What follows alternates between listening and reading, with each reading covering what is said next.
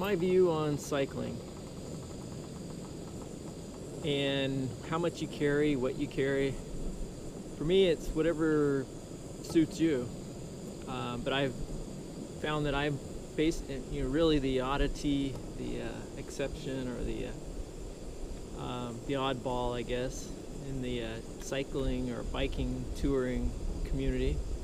And I've kind of gotten a reputation on the coast here. When I come into a campsite, some people have heard, oh, we know who you are. We've heard about you. You've got the trike and the trailer, and all this electronics and all these. You carry all these different things, and the solar panel, and 2 dogs. So for me, it's kind of. I kind of look at this whole journey, this whole trip, as an expedition. Either current expeditions or the old ones, but where you have, you bring all your gear, you plan, and some people bring stuff they don't need, but they don't want to give up on certain luxuries, and for me, that's how I feel.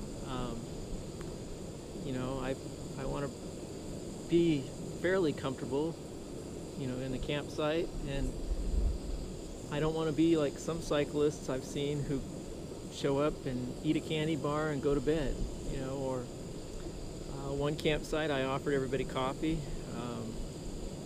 nothing special, it was just the Folgers singles, but one of the cyclists, and he had come from back east, I think, and was doing part of the coast, said, "Oh, no thanks, I've got a French press." And I was like, "Oh, that's cool." But while he said that, he was eating out of a jar of Jiffy for breakfast. That was it, so it's kind of silly to me, how some people think, well, I can't be comfortable, I can't have, bread and cheese, or fix something a little nicer than, a candy bar for dinner. So I try to enjoy the ride, and it's a lot of people I've come across, they don't seem very happy. They just want to, I got to get so many miles today, I got to be at a certain city, to catch a flight back or something, So that's definitely not me. I'm kind of more of I want to take it all in, enjoy it. I might travel a little heavy, a little slower, but that's just who I am. That's just the way I want this to be. And I want to, as I progress along this journey, this adventure, learn how to make better food in a campsite. How to cook more raw, more fruits and vegetables, and things that are better for me, that will help me on the road to be a little stronger and maybe cover a few more miles each day. So that's just my take on it. I just something I was thinking about.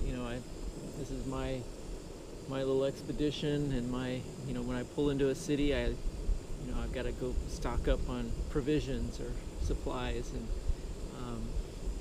before heading back out into the wilderness, or the next campground. So I'm gonna get ready to eat this as soon as it's hot enough, and who knows, maybe have a cup of coffee before going to bed.